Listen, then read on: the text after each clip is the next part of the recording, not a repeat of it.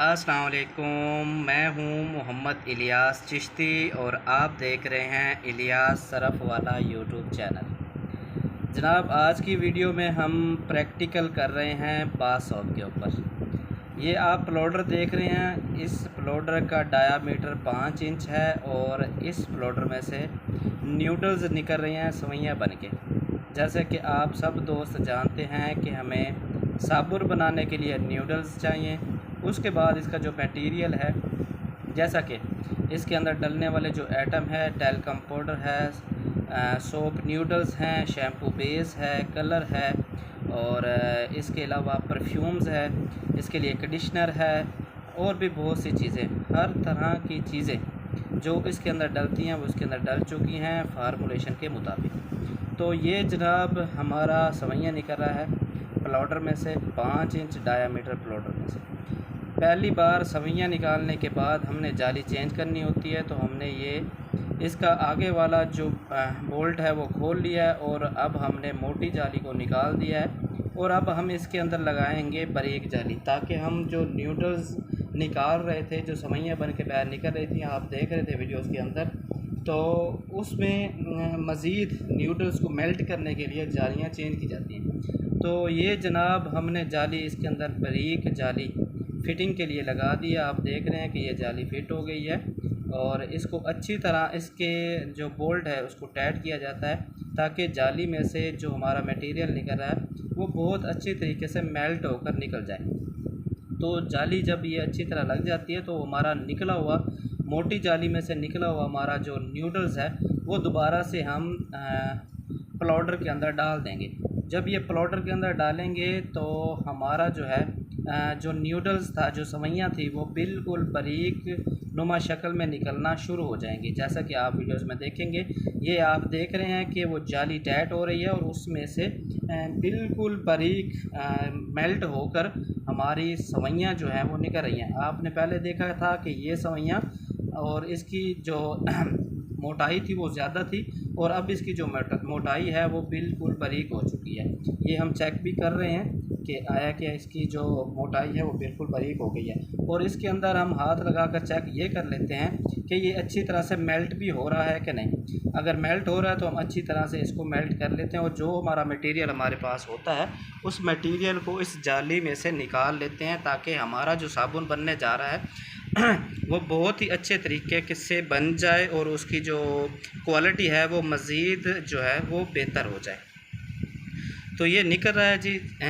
5 inch ڈایامیٹر پلاؤڈر میں سے ہماری باریک جالیاں نکل رہی ہیں۔ اس کے بعد جب ہمارا مکمل میٹیریل پلاؤڈر میں سے نکل جائے گا، اس کے بعد ہم اس کے اندر یہاں پر یہ باریک جالی کو نکال دیں گے اور یہاں پر ہم اس کو راڈ ڈائی اس کے اندر لگا دیں گے، تاکہ ہم اس صابن کو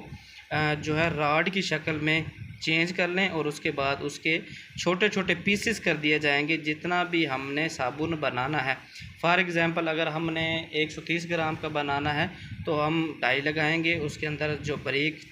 جالے ہوتے ہیں یعنی کہ باریک کڑے ہوتے ہیں اس کڑے کو چینج کر لیتے ہیں۔ تو یہ اب ہم کھول رہے ہیں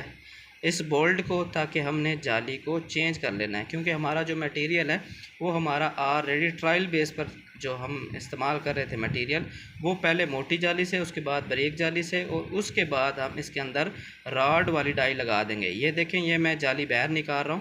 یہ جالی باہر نکل آئے گی اور اس کے اندر سے آپ کو ورم دکھائی دے گا، وہ ورم جو اس میں سے صابن باہر نکالتا ہے۔ تو نیچے سے ہم جو ہے مشین کو چلائیں گے، جب مشین کو ہم چلاتے ہیں تو ہماری آٹومیٹکلی جالی باہر نکل آتی ہے۔ یہ آپ اندر ورم دیکھ رہے ہیں، یہ ورم میں لگا ہوا ہمارا وہ میٹیریل ہے جو ورم کے ساتھ لگ جاتا ہے۔ ٹھیک ہو گیا، یہ ویسٹیج بالکل نہیں ہے، یہ بالکل استعمال ہونے والا صابن ہے، یعنی کہ نیکسٹ آپ جب صابن بنائیں گے یا ڈائی لگائیں گے یا باریک جالی لگائیں گے تو یہ جو اس کے اندر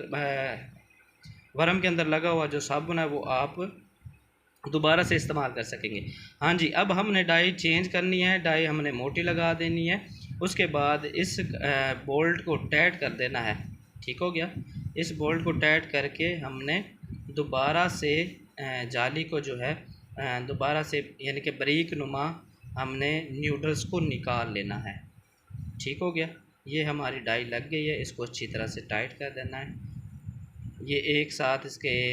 جو ہے ایک سریا ہے، وہ سریے کے ذریعے آپ اس کی چوڑی کو اچھی طرح سے ٹائٹ کر سکتے ہیں۔ وہ ہمارے پاس جو نیوڈلز ہے جو ہمارے پاس ٹب میں موجود ہے، وہ ہم دوبارہ سے اس پلاؤڈر کے اندر ڈالنے جا رہے ہیں تاکہ کہ اس جالی سے ہم ایک دفعہ اس کا پروسیس کر لیں، اس کے بعد ہم صابن بنانا شروع کر دیں۔ تو ویڈیو میں ساتھ رہیے گا اور آپ یہ مکمل چیزیں دیکھ لیں گے، اور مجھے امید ہے کہ انشاءاللہ آپ یہ مکمل چیزیں دیکھ کر اگر آپ اپنی لائف میں صابن کا کام کرنا چاہتے ہیں یا جس کو کروا کر دے رہے ہیں، یا آپ بھی انٹرسٹڈ ہیں، تو اس طرح اس پروسیس سے گزرا جا سکتا ہے۔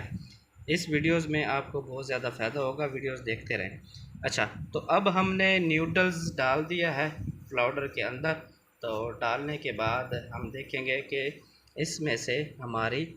دوبارہ سے بالکل باریک، یہ دیکھ رہے ہیں آپ، اب سب سے پہلے فرسٹ میں آپ نے دیکھی تھی کہ وہ بالکل موٹی تھی، ٹھیک ہو گیا، ہمارے جو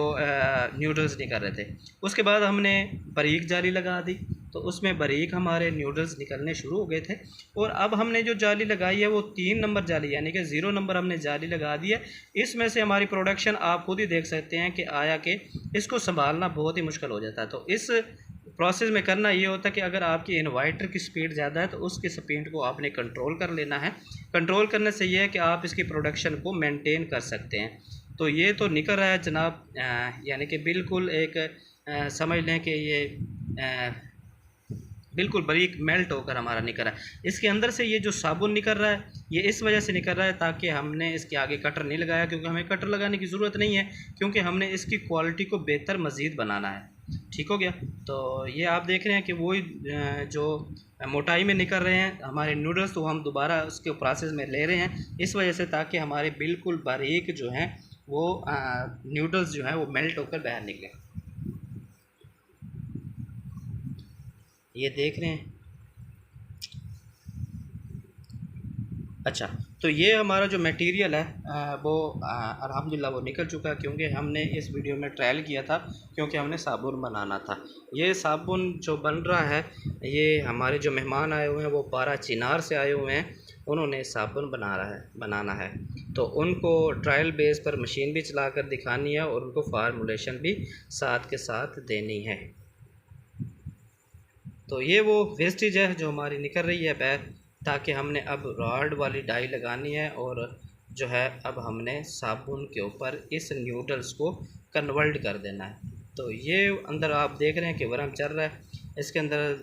جو اوپر ہپر لگا ہوا ہے اس کے اندر آپ تقریباً ایک ٹائم میں تقریباً 10 کلو گرام نیوڈلز ڈال سکتے ہیں، اور ہمارا جو 5 انچ ڈایا میٹر میں پلاؤڈر ہے وہ ایک ٹائم کے اندر تقریباً 10 کلو گرام نیوڈلز کو جو ہے وہ بآسانی میکنگ کر کے اس کے راڈ یا اس کی باریک آپ نکالنا چاہیں، نیوڈلز جالیاں نما نکالنا چاہیں تو وہ بآسانی نکال سکتا ہے۔ ویڈیو کچھ لینتھی ہو رہی ہے تو میں کوشش کروں گا کہ اس کو مزید جو ہے شارٹ ویڈیو کر دی جائے تاکہ آپ کو بھی بہت آسانی سے سمجھ آ جائے۔